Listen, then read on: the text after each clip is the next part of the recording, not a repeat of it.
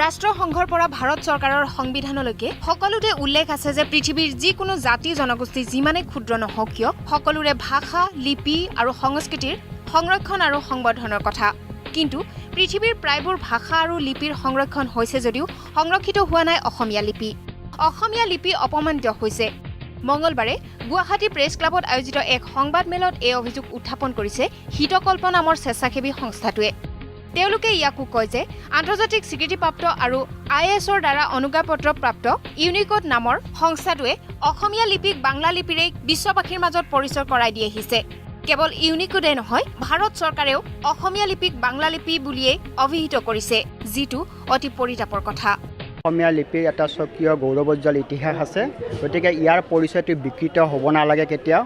আৰু মই এইটো নিবিচাৰোঁ অসমীয়া লিপি বাংলাৰে পৰিচিত হ'ব নালাগে, যিহেতু নিজস্ব ইয়াৰ স্বকীয়তা আছে। আৰু এই কথাখিনিৰ কাৰণে সমূহ অসমবাসীৰ লগতে আমাৰ যিখিনি ভাষা সাহিত্যৰ লগত জড়িত লোক আছে বা অন্যান্য জাতীয় সংগঠন আছে আৰু লগতে অসম চৰকাৰেও এই ক্ষেত্ৰত য'ত পৰণাস্তি চেষ্টা কৰি নিজৰ অধিকাৰ সাব্যস্ত কৰি নিজৰ লিপিৰ পৰিচয় ৰক্ষা কৰিব লাগে।